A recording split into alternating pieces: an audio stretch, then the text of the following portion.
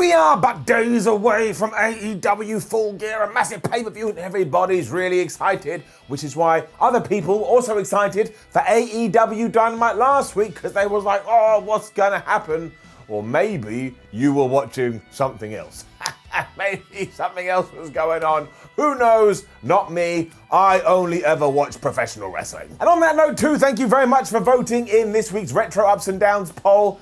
Again, you voted for WrestleMania 23. What happened at WrestleMania 23? Well, Vince McMahon, he teamed up with somebody, and there was somebody, oh, that's right. It was basically Vince McMahon versus Donald Trump. And I wonder why you chose that. Oh boy. But we will worry about that tomorrow, and for now we will take this the finger of power, and we're going to give the good bits and up and the bad bits are down from the latest episode of AEW Dynamite.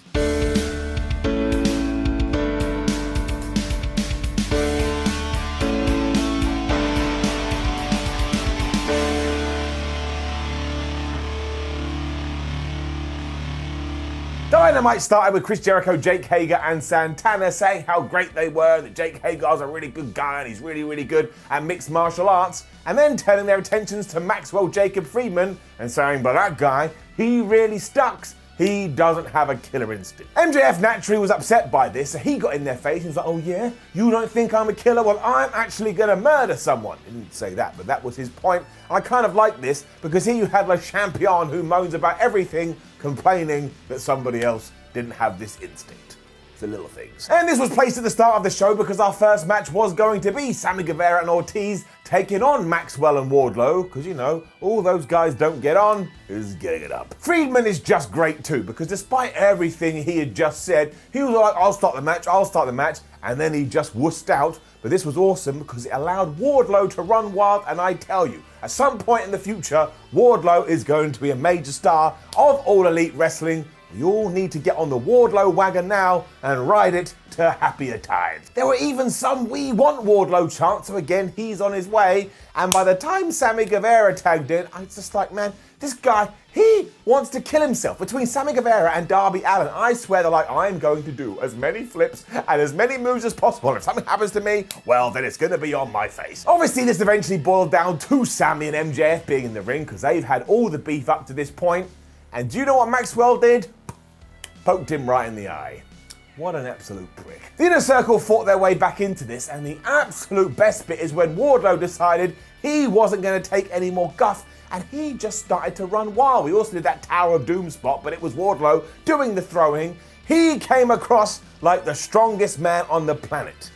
Also has really nice hair. He also had the match won, but after he hit the F10, the pin got broken up, so Sami Guevara rolled to the outside, and then from nowhere, he just got smacked in the head by a flying steel chair. If you can believe it, it was Serpentico. Once again, Serpentico always getting involved. But of course, it wasn't Serpentico, it was Matt Hardy wearing a Serpentico mask, and I feel really sorry for Serpentico. Think of all the times he has to try and explain himself. Look, it wasn't me. People just really like disguising themselves and pretending. It did allow MJF to lock in the salt of the earth of Ortiz, and he tapped out, meaning that Maxwell and Wardlow got the victory.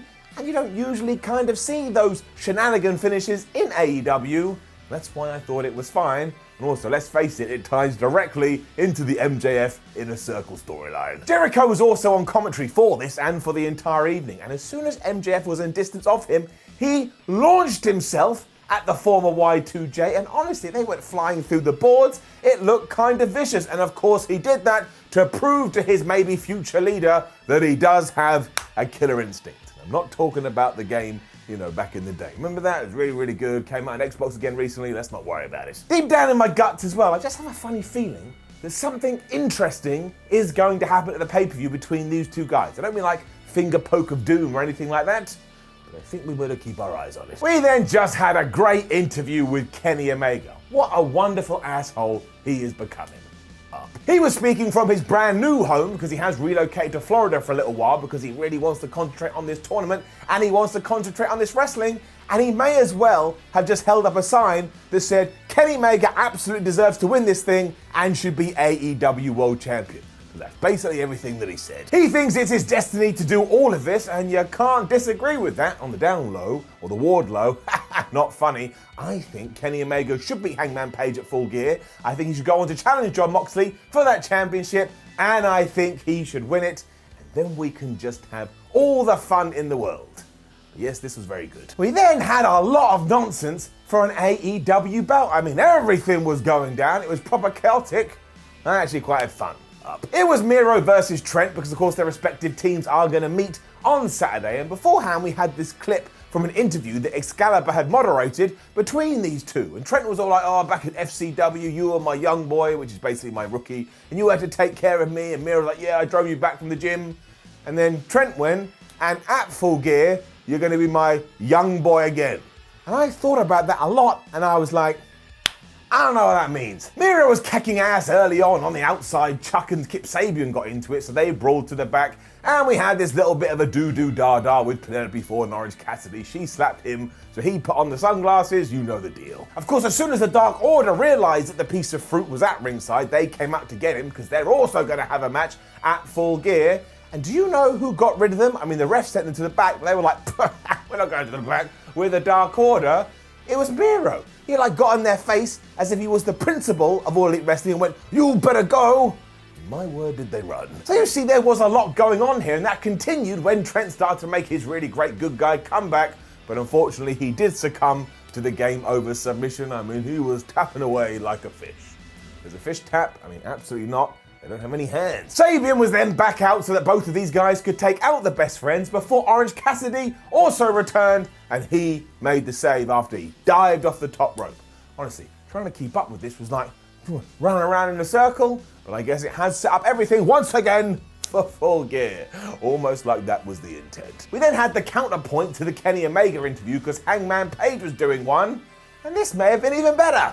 Jim Ross was taking care of it this time, and he pointed out very early on that one, Hangman Page, you seem to be drinking some booze right now, and two, if I didn't know any better, I'd say you've been drinking booze all day.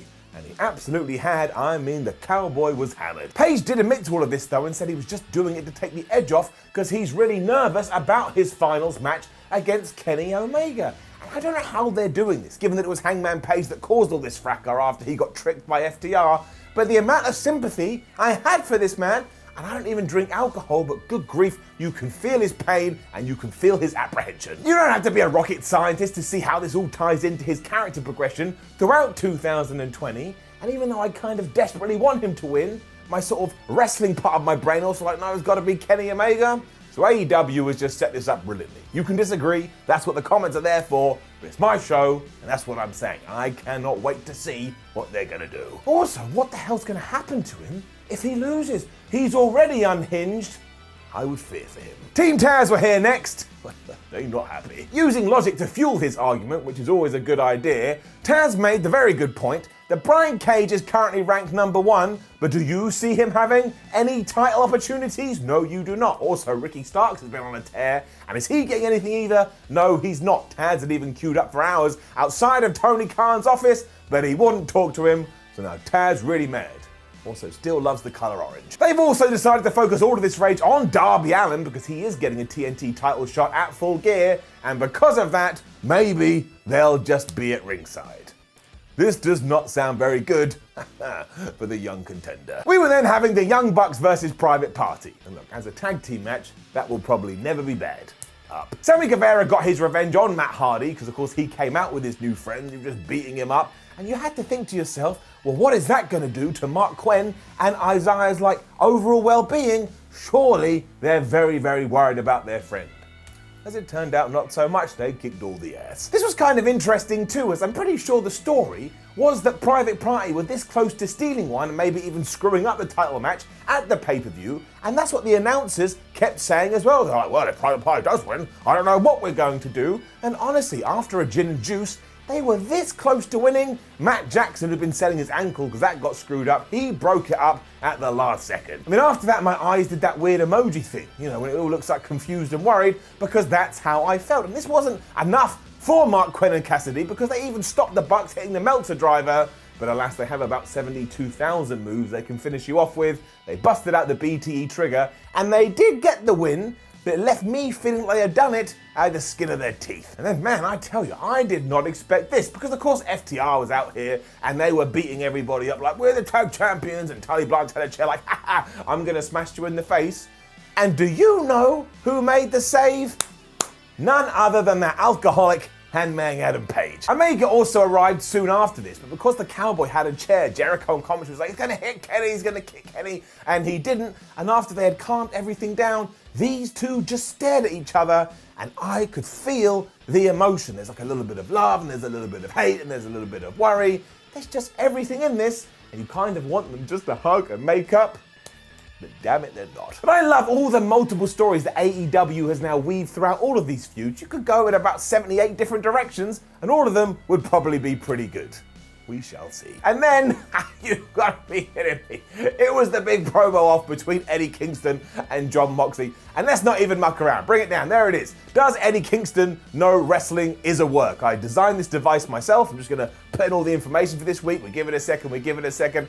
And the answer is no. Eddie Kingston has absolutely no idea that wrestling is a work. How the hell does this man have so much fire? I mean, next time I'm going to have a barbecue, I'm going to use him. It is getting it up. It had been announced beforehand that if these two do touch before the pay-per-view, Tony Khan was going to call the whole thing off. So do you know what Eddie Kingston did as soon as Jon Moxley got in the ring? He took his forehead and he stuck it right in Jon Moxley's face so they were touching. It's like he just wants to push everyone's buttons. From here, Eddie cut this absolutely crazy promo where he went as far as to say the reason his mother doesn't have a daughter-in-law or a granddaughter is that Eddie Kingston has dedicated himself to pro wrestling, which is why he has to win the World Championship at Full Gear, and he has to bring it back to Mummy so finally she can be proud of him.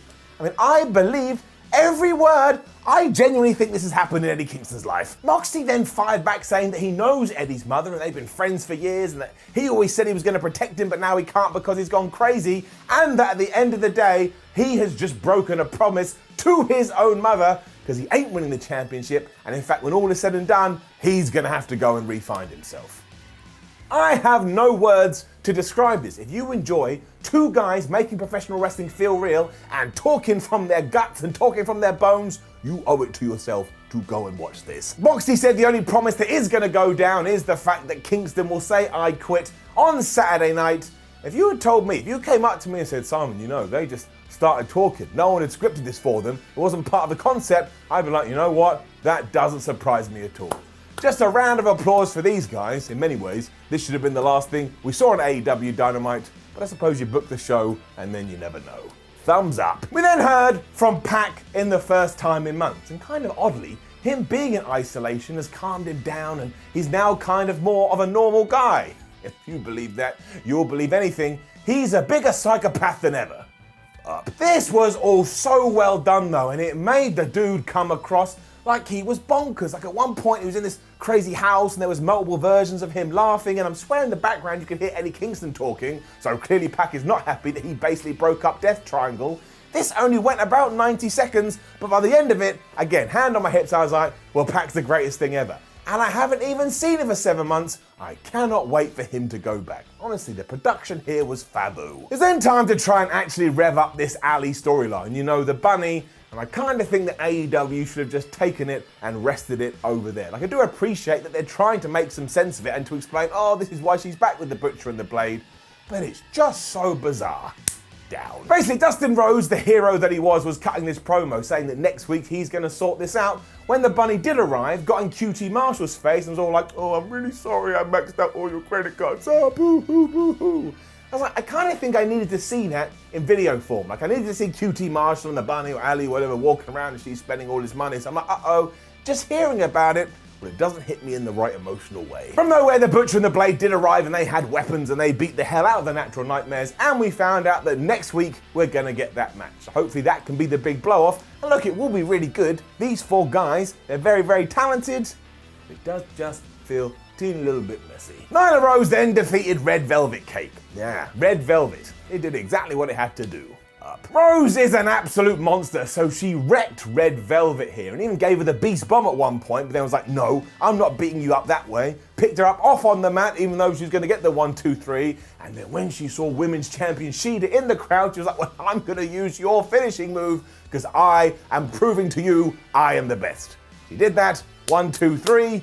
We're now ready to go. Vicky Guerrero then grabbed a mic after this, and my word, I don't know what she's been drinking, but she was more angry than she's ever been in her life. And she turned her attention to Brandy Rose, who had come out there with Red Velvet Cake, and said, look, I know your title here in the company is CBO, but I've rebranded it to CBSO, which stands for Chief Bullshit Officer. I laughed. Vicky then also unloaded on Shida and said on Saturday at Full Gear she's going to lose her championship. And I know, hands in the air, this could have been built a lot better, but this one promo did enough to make me go, well, I want to see that match. And that's all I ever need. We then got a bunch of info thrown at us, including a video package hyping Kenny Omega versus Hangman Page. And do you know what song they used? Cinderella's You Don't Know What You've Got Till It's Gone. This was like two people that had broken up, and by the end of it, I was like, man, I really hope they get back together. Then I was like, wait, no, that's not what this is about, honestly. Tremendous use of music. I had a tear in my eye. We also learned that we're going to get Phoenix versus Penta next week, so that's something to look forward to. And then Darby Allin ran over a dude wearing a Cody mask. So that's a perfectly normal thing to do, and 100% legal. We then cut to Darby Allin sitting in the stands, much like Sting used to do circa the late 90s, and I'm just calling it now. I think at one point, Sting and Darby Allin are going to be best friends in AEW, and while we do have a lot of legends, I flipping love Sting. I am all for it. It was then time for our main event, and to ensure that you always take the TNT title very, very seriously. It was Cody and the Gun Club of all people, so yes, in 2020, Billy Gunn main evented an AEW show taking on the Dark Order, but I actually thought this was quite joyous, especially everything between Colt Cabana and Austin Gunn. They were just having fun in the ring, having a good time. I know it's going to divide people. I liked it. Given it was an AEW 6-man tag team match, eventually the klaxon sounded, which indicates to all the wrestlers, oh, we could all run in the ring and hit our big moves, which we did. And it basically ended with Cody grabbing Long John Silver and chucking him into the crowd. A few weeks ago, saying you were going to murder your opponent was the thing in wrestling, and now it is grabbing them and hurling them into other individuals. And what I thought was an inspired move too, Austin Gunn got the pinfall, and I was like, hell yeah. We should absolutely be giving young stars their opportunity, and maybe he sinks and maybe he swims, but you've got to let him try. So he hit the crossroads here on Colt Cabana, then he hit the quick draw, I think it's called, on 10 from the Dark Order, and he visually got a pinfall in that ring. So if you didn't know who he was beforehand, now, once again with your emoji eyes, you're going to keep an eye on him. There was no way that's how we were going to end the go-home show for Full Gear though, which is why the rest of the Dark Order appeared, and you're like, oh no, what they're going to do, when obviously Orange Cassidy arrives and got his revenge against Long John Silver, because those two are going to meet at the pay-per-view. Cody then wanted to calm all this down, so he got on the microphone. Knowing how to sell the match, the champion just went all in with this and put Darby Allin over like he was the biggest star in the world. He was like, there is some nonsense going around that me and TNT don't want Darby Allin to be the face of the company. We don't want him to be the face of this championship, but nothing could be further from the truth. In fact, it was I that went after you, Darby. I wanted to get you hired and I had to convince everybody else, and now look at you, you're on your way to the top. He finished all this off by saying, though, that Allin wants the ace belt, but unfortunately, he's not the ace, and he insinuated that Cody was the ace. But once again, he's just skirting between good guy and bad guy, and again, I don't know what directions he's going to go in. I'm happy with either one. I have no idea what they're going to do in this match. Maybe Sting actually does turn up. And you really could justify that result either way. It depends on what you do want to do. And if you do watch AEW Dynamite on Fight TV, you got some great stuff after the show had gone off air. One, we found out that Cody has officially gone back to Cody Rhodes, or at least he has the rights to his name, so he can if he wants to.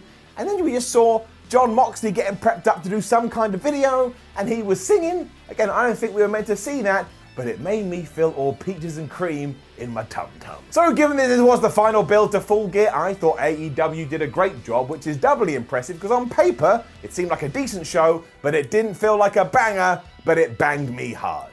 I absolutely should not have said that. Let's just give it up. Now, don't forget to leave a comment below. The hell? 666... the flip is going on? I'll sort it out later, don't worry. Anyway, leave a comment below, like the video, share the video, and subscribe. Head over to WhatCulture.com, read yourself some articles, follow WhatCulture on Twitter, WhatCulture WWE, and watch more videos here on WhatCulture Wrestling. My name is Simon from WhatCulture. If you are watching this on Thursday, I'll see you tomorrow for Retro Ups and Downs, WrestleMania 23. Otherwise, I'll see you soon.